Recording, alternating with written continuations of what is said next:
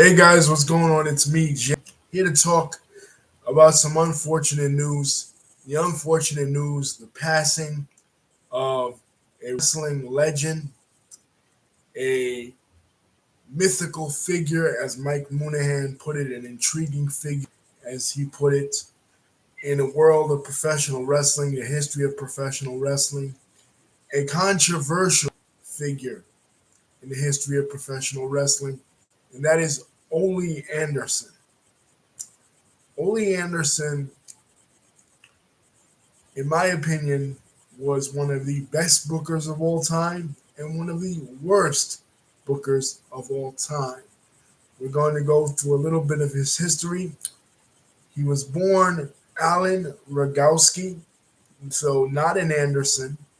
We talk a lot about the families of professional wrestling, the Von Erichs, the Guerreros, the Rhodeses, the Funks, the Briscoes, the McMahons, the Anawahis, of course, Roman Reigns' family, and those type of families. But you also have what are called kayfabe or make believe families in professional wrestling as well. And the Andersons was one of such families. So Al Rogowski, Ole Anderson, breaks into the business in 1967. And he's trained by Dick the Bruiser, who was a famous wrestler and promoter in Indianapolis, Indiana, and of course Vern Gagne. So you know he was trained well because Vern Gagne put people through hell in those training camps when they broke in the Minnesota territory slash the AWA. Um, it wasn't easy for them. The Iron Sheik broke in there. Ricky Steamboat broke in there. Ric Flair famously broke in there. Bob Backlund was also trained by Vern. Vern was no bullshit. He almost made it to the Olympics in 1948. Were it not for the United States not competing in the Greco-Roman discipline, he would have been in the Olympics.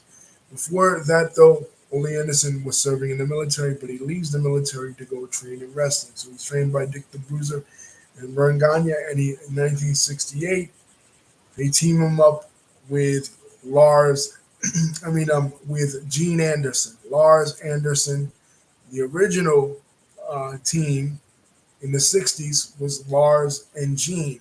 Lars is now retiring, so they're moving him out and putting Ole with him. So they're there for a while, for about a year, and then in 1968 he leaves and they leave and go to Jim Crockett, and it's in Jim Crockett that they adopt the name the Minnesota Wrecking Crew. Now, interestingly enough, before they put him with the Andersons, his name was Rock Rogowski, his wrestling name. So he was the original Rock, the original uh, name before Don Morocco and before Dwayne Johnson. Ole Anderson was the original Rock. So in the early 1970s, he and Gene go to Jim Crockett Promotions, and it's here in Jim Crockett Promotions that they really become one of the best tag teams of the 1970s. They really revolutionized tag team wrestling. The hammerlock and those methodical wear down holds that will become signatures of the Andersons even later on, when in the mid 80s, when Arn Anderson, Marty Lundy was introduced. Marty Lundy comes over from the Mid South territory later in the mid 80s to Jim Crockett Promotions, and they changed his name from Marty Lundy, or Mr. Olympia at that time, when he was wrestling um, in the Mid South territory. Junkyard Dog happens to notice that Arn Anderson looks like an Anderson. So he says, "Don't you look like an Anderson?" He tells Bill Watts. And then when Bill finally sends him down to Jim Crockett Promotions, that's when uh, they make him an Anderson and change his name from Marty Lundy or Mr. Olympia to Arn Anderson. But that's later on. But in the 70s, like I said, Ole and Gene, probably the best tag team of the 1970s. what tag teams like the Rock and Roll Express and the Midnight Express were in the 1980s. The or tag teams like Patterson and Ray Stevens were in the 1960s. Ole and Gene Anderson are in the 1970s. They're just dominating the scene. And also, they discover Ric Flair. Ric Flair, of course, coming over from Minnesota. So when he first comes to Jim Crock Promotions in 1973, they put him with the Andersons and they make him a cousin of the Andersons. So Ric Flair got his initial rub from Ole Anderson. And from there, Ole Anderson goes down to Florida. He works a little bit in Florida for Eddie Graham, but he really finds his niche really in Georgia. And it's in Georgia where he buys in to the territory. Now, this is an interesting time and an interesting territory to buy into because, as I mentioned in several other videos, it was the Georgia territory. He isn't only booking for the Georgia territory, he's also buying into the territory, like I said. It was the Georgia territory that was the real first national promotion in professional wrestling because of WTBS, because it was on the Turner station, the first super station, and this was in 1973. So he had just basically just gotten there from Jim Crockett, and he buys into the territory. Jerry Oates, who was the previous owner, along with Paul Jones, not Paul Jones, the manager, a different Paul Jones, and Bobby Shane. Bobby Shane gets into his plane crash in 1974, and he sells his share to the Briscoe brothers, Jack and Jerry. They buy into the territory, and that becomes something of significance later on because, as we'll see later on in the story. So Ole is booking for the Georgia, and when he's booking for the Georgia territory, when it first gets its national exposure, that's when the Georgia territory is on fire. You know, Thunderbolt Patterson is there. Mr. Wrestling 2 is there. Bullet Bob Armstrong and his children are also there during that period. The whole Wildfire Tommy Rich becomes the NWA World Heavyweight Champion, and he becomes the biggest star in the territory at this point in the early 70s when Ole Anderson is booking. He goes back to Jim Crockett Promotions for a while, and he wrestles there. At one time, he's actually booking both territories. He's booking both Jim Crockett Promotions, which at that time was Mid-Atlantic Championship Wrestling, and he's booking the Georgia territory, two territories at once. And both territories are doing pretty well, but the Georgia territory is doing the best business that it's ever done. You know what I mean? First time ever that the Georgia territory has an NWA World Champion in Wildfire. Like I said, Wildfire Tommy Rich, all these big stars, Mr. Wrestling 2. People are really taking notice of the territory when Ole's booking it. Some of the best booking in the history of pro wrestling.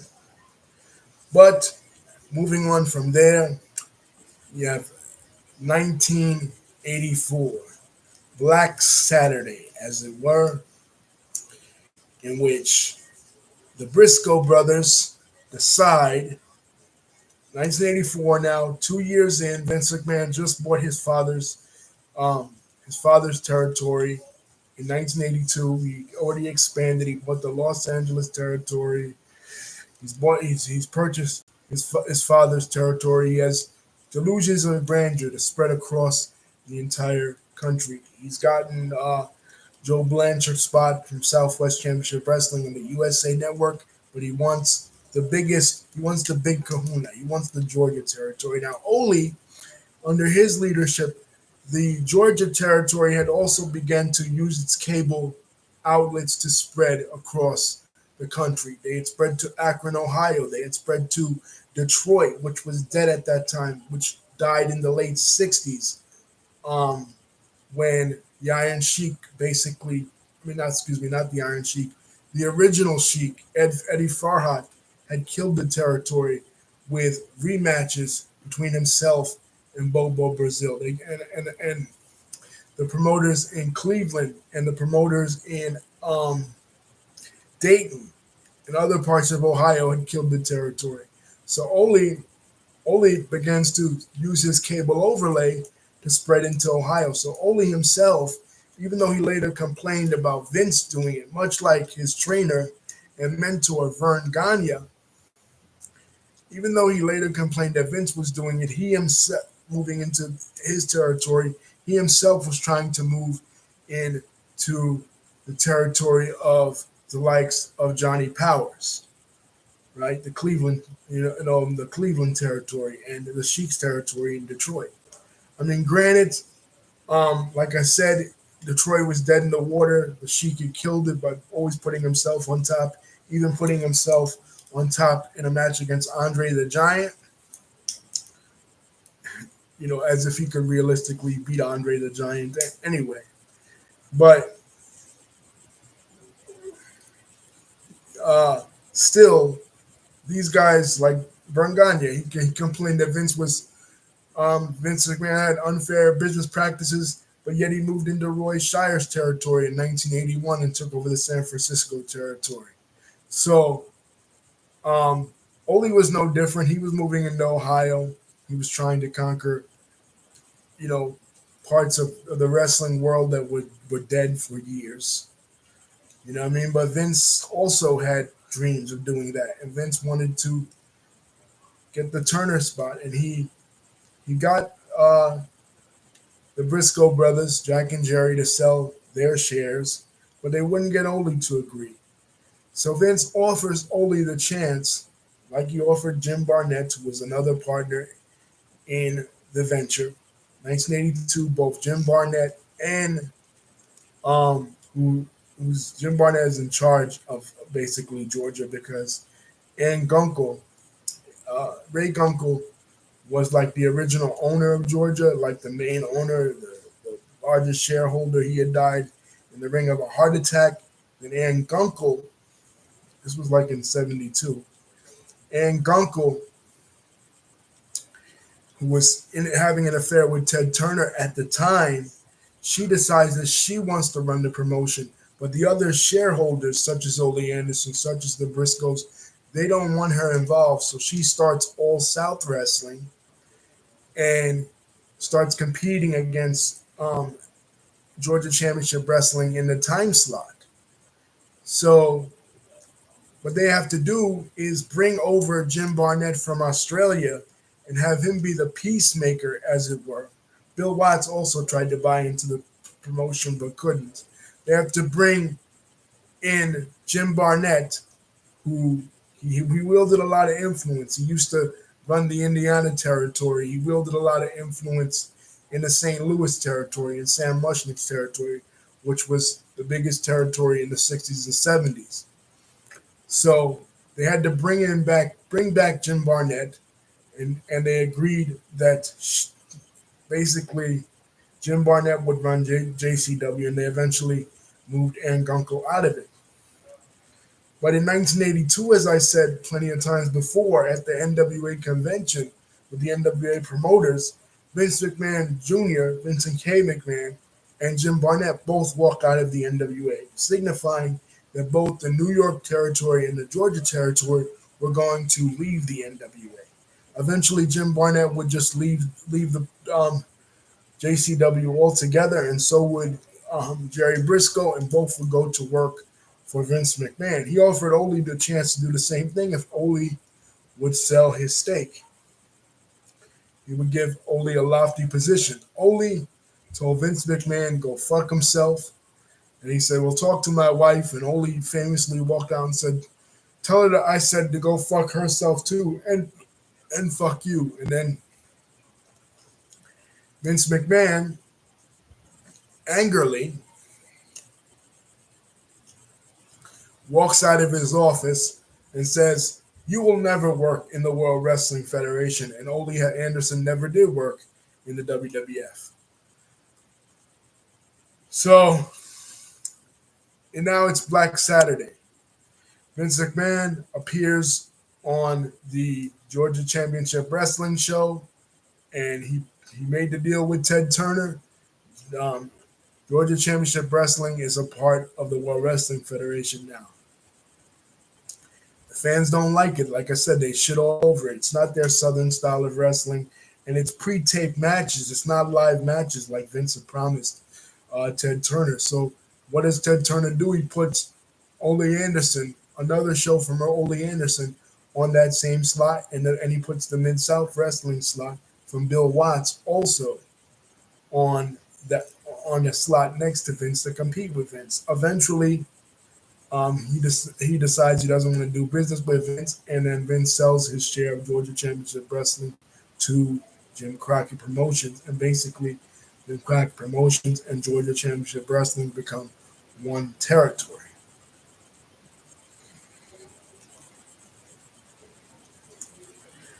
And Ole Anderson, after this, is still in Haley. So what's going on? Ole Anderson, after this, is still involved with the promotion. He's still booking basically for both territories. He's still involved with the new version of Jim Crockett Promotions. Like I said, they bring in Arn Anderson, and then eventually in 1984, they form the Four Horsemen. Now, I'll be remiss if I didn't bring this up. And this is the biggest piece of business that I believe is associated with Ole Anderson. And this is the 1980 match, the 1980 angle.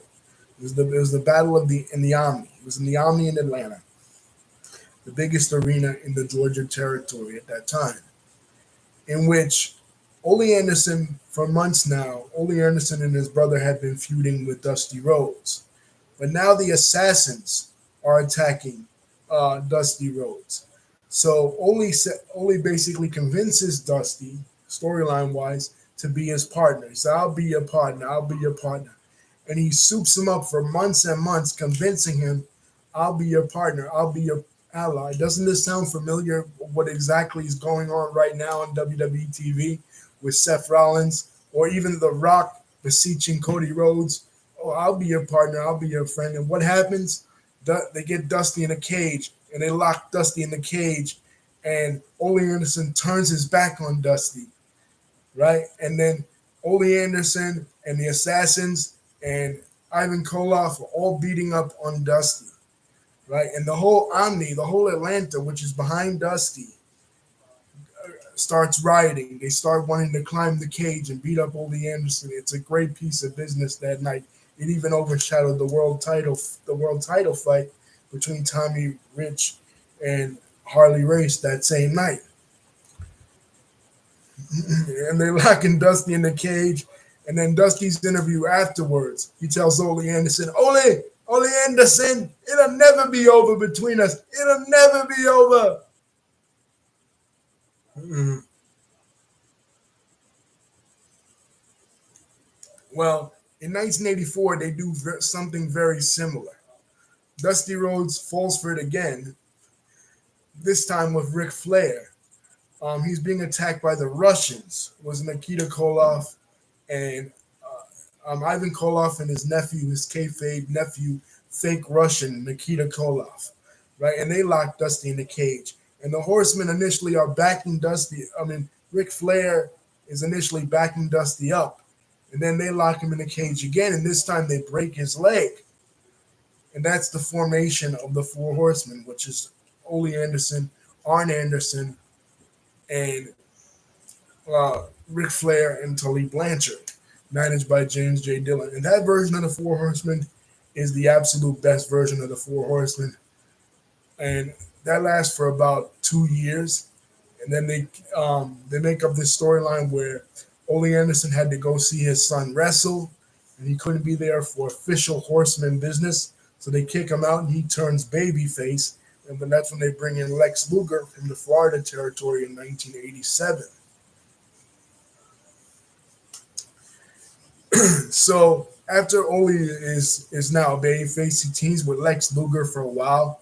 But then eventually he decides to retire from professional wrestling and he's phased out for other people in the Horsemen, such as Barry Windham, who turns on Lex Luger, his partner Lex Luger in 1988. But anyway, they bring Ole's gone from wrestling for a while, and they bring him back in 1990 to book the territory because what has happened between then? Well, Jim Crockett Promotions, who bought like I said, bought the territory in 1984. He $1 million from Vince McMahon, which financed the first WrestleMania.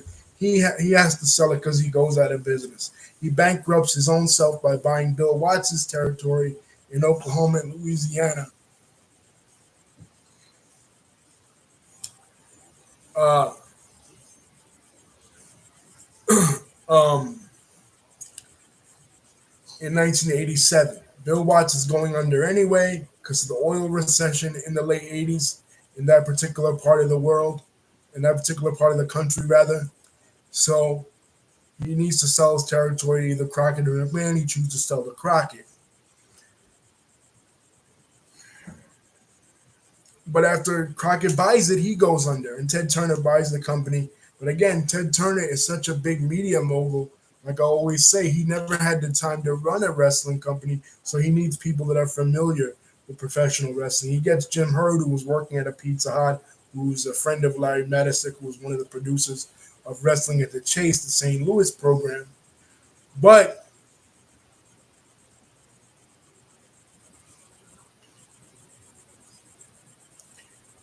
they need bookers. So Dusty Rhodes, who was booking Jim Crockett Promotions, he's in the WWF at this time because they kick him out after Starrcade '88 when they told him, "Look, no, we don't want no blood," and they turned the Road Warriors heel. And they said, "Well, the only way they could turn the Road Warriors heel and have people effectively believe that the Road Warriors are heel is by putting the spike in Dusty's eye." So they do that, and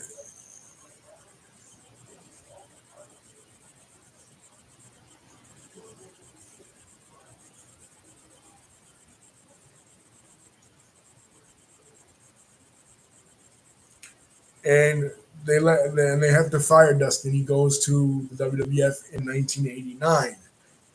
His polka dot run. But so during 1990, they need somebody else to book in, and Ole Anderson was successful, basically. So they bring him back, and he now is booking WCW in 1990, and that was one of the worst. That was one of the worst years in WCW history because he books this angle with Sting. Sting is feuding with the Black Scorpion. Now, this guy, the Black Scorpion, he keeps appearing and he keeps taunting Sting. He keeps taunting Sting and taunting Sting. And sometimes Sting thinks he got him, and then the Black Scorpion appears in another place and another place. But they had no idea how to end this storyline because, much like the anonymous Raw general manager that they did in the early 2010s in WWE, they don't know who the Black Scorpion is going to be. Originally, I heard the plans were for the Latin lover Al Perez to be the guy, the Black Scorpion that Sting was going to initially face, and eventually was going to catch him and rip the mask off. But it was Ole Anderson's voice. But Ole Anderson, of course, was retired. He wasn't going to be the Black Scorpion. They didn't know who was going to be. Long story short, it ends in Starrcade 1990 when Sting finally rips off the mask and it's Ric Flair all along, which really didn't make much sense. That's considered one of the worst angles in WCW history. And basically, after that, people are like, "Oh, Ole Anderson has lost it." And on camera, he's reformed the Four Horsemen because uh, um, the Brainbusters, Tully Blanchard and Arn Anderson, have come back from the WWE. They were in the WWE for a while, for like 2 years, right? But they've come back, and at the end of Starrcade '89, they help Sting when he's feuding with the J-Tex Corp, Terry Funk and Muda. And the Horsemen are baby faces. But at that famous Clash of Champions, when Sting wins a title shot from Ric Flair, they say, "Well, you got to give up the title shot because only one Horseman could be the champion, and you can't be it. So you got to give up the title shot. Sting says no, and the Horsemen turn heel again on that Clash of Champions right before the tag team match and beat up Sting. So Ole is back in the Horsemen, and then eventually Sting's spot is slotted in with um, with Sid's spot in WCW, like the picture you see on the thumbnail. That was from WCW 1990. But Ole's booking doesn't really work in the 90s. It's not like it was in the 70s and the early 80s when he was setting the world on fire. Now it sucks. You know what I mean?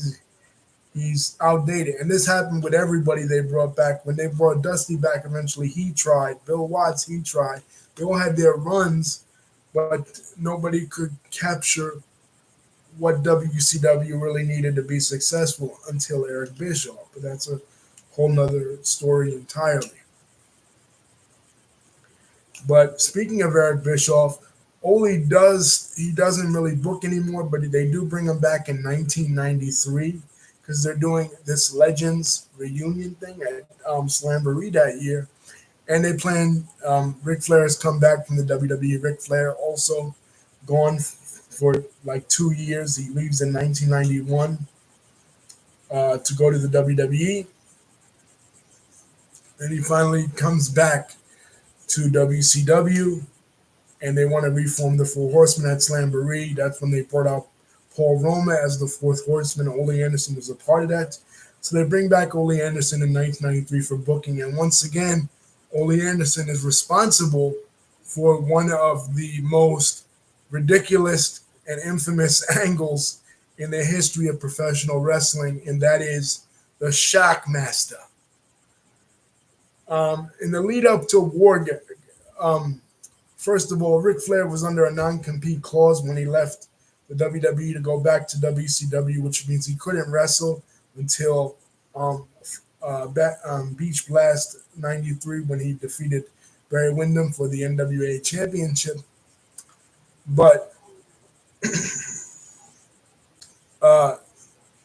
he had a talk show called Flair for the Gold,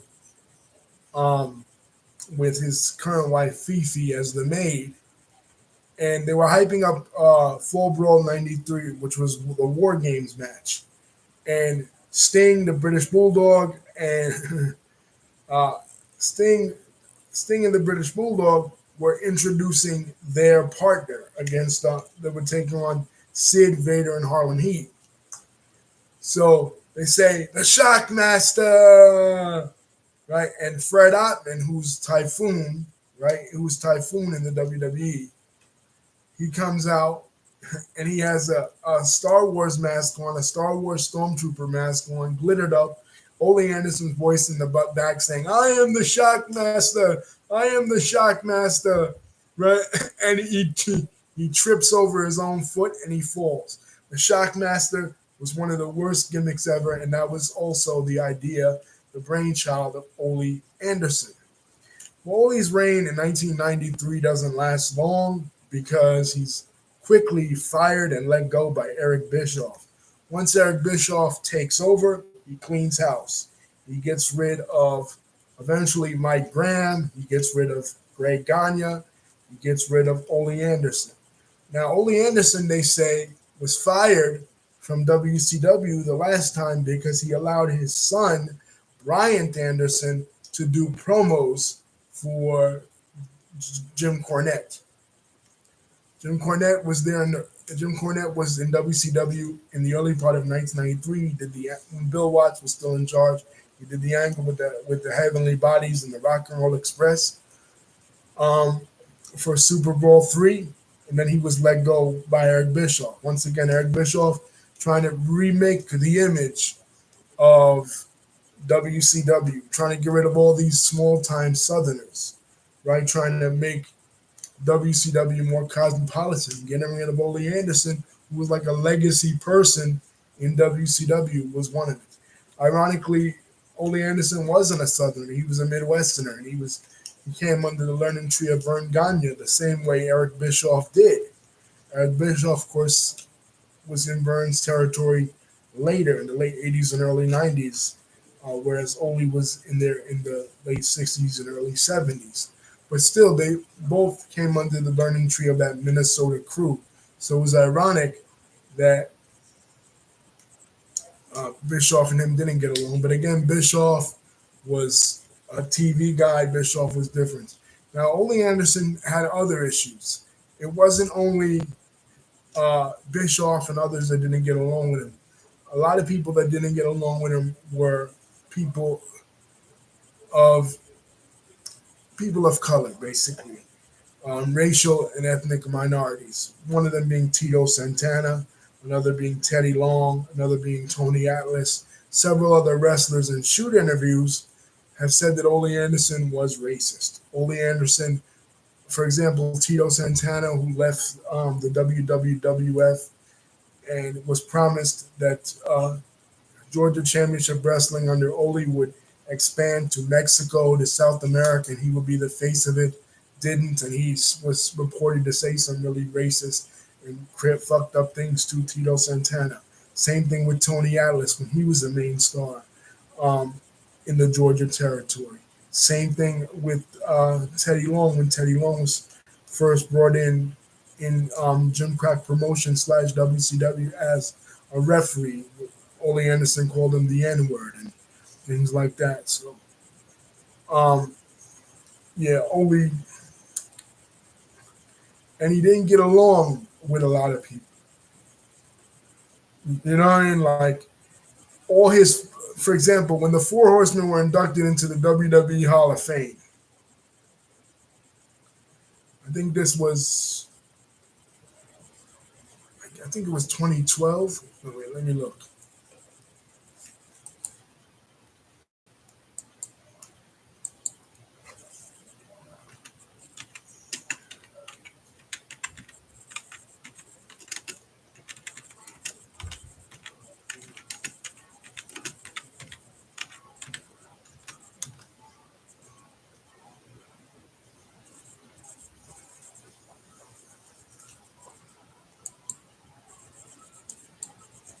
Yeah, it was 2012.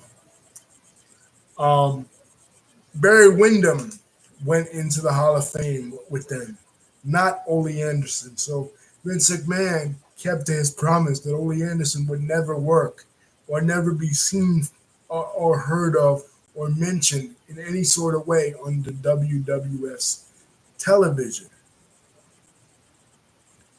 like ever. Like it's like Ole Anderson didn't exist, but he estranged himself from his former Four Horsemen partners, even Ric Flair.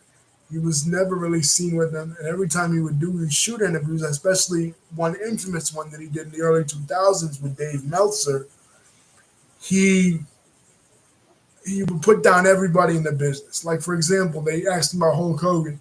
He said that Hulk Hogan couldn't work.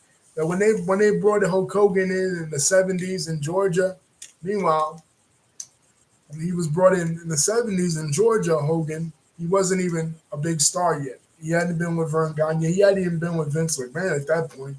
He was Sterling Golden, right? He hadn't even he hadn't even been in Memphis yet. He was his character was Sterling Golden, and that wasn't going to get over. He was a rookie, basically coming right out of the Alabama territory and right out of the Florida territory, right into national TV on Georgia. So, how do you expect him to do anything of note? He said all Hogan had was this, right?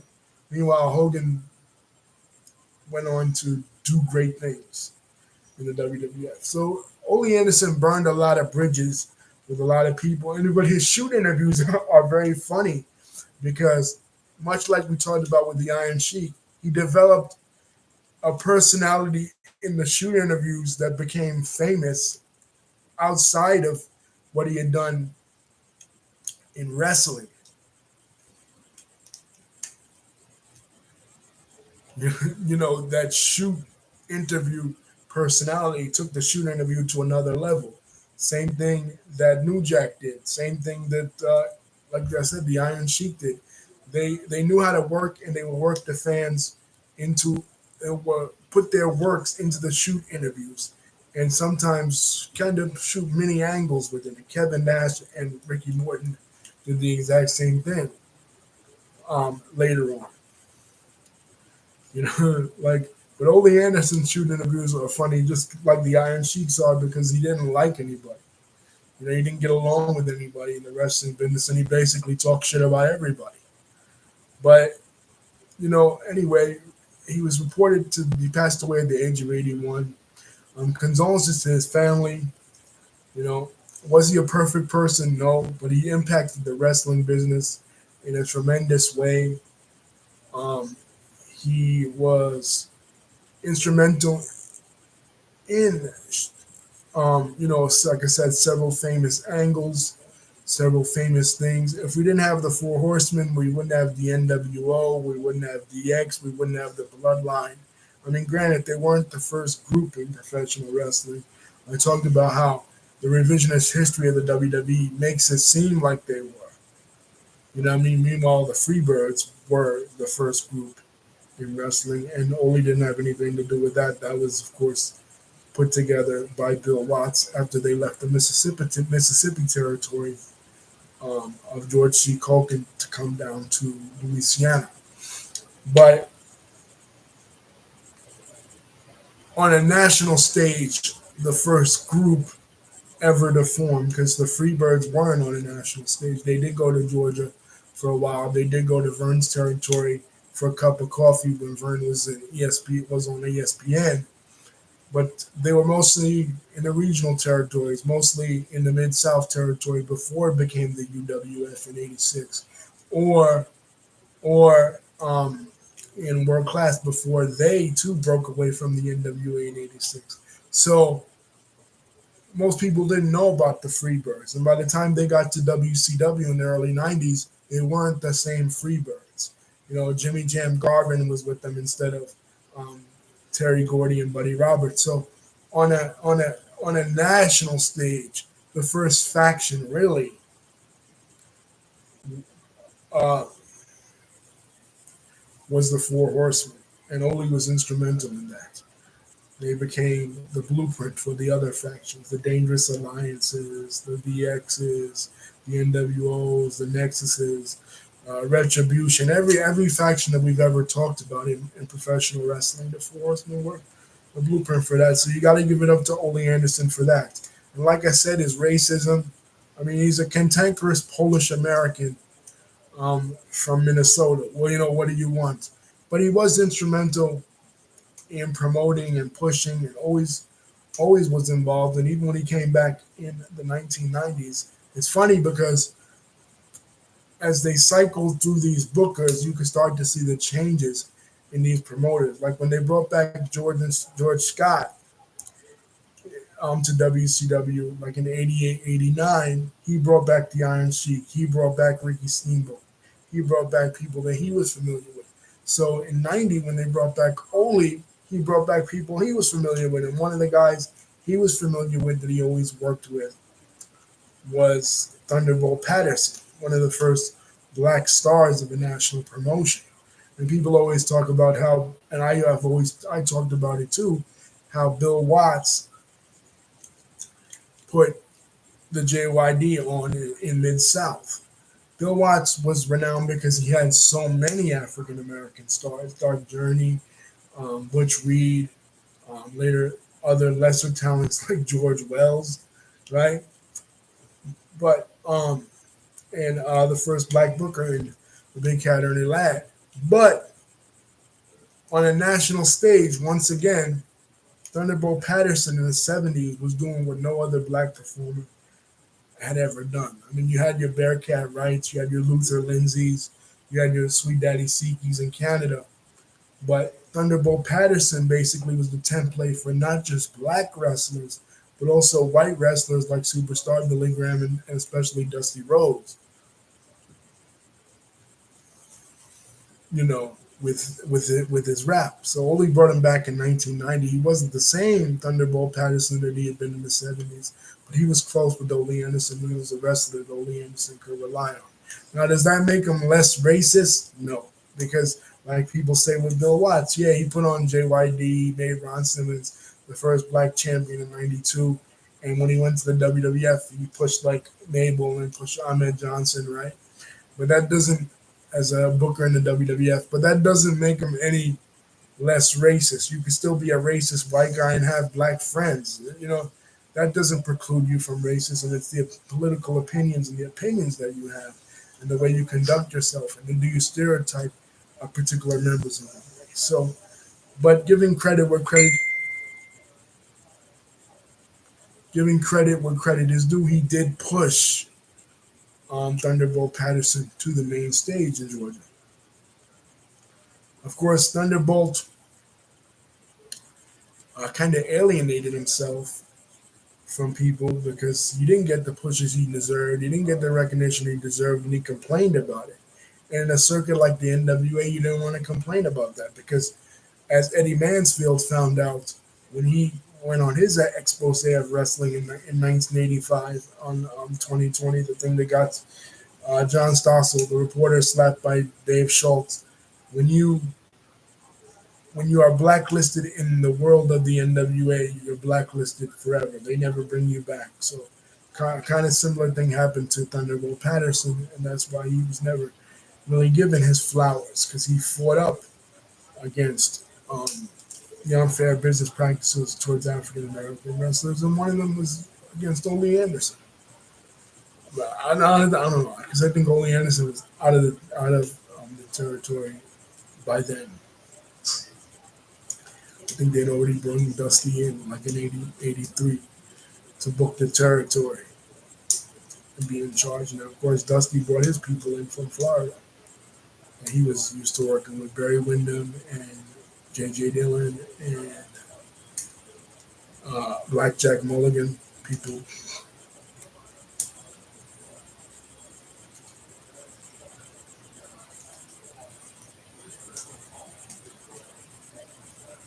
People like that.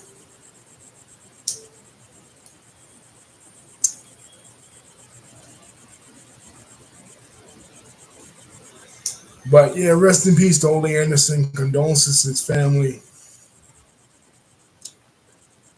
Um, he's forever remain a controversial figure within professional wrestling. Like I said, as far as his creative ideas, some of the best booking in the history of professional wrestling, like the turn against Dusty in 1980,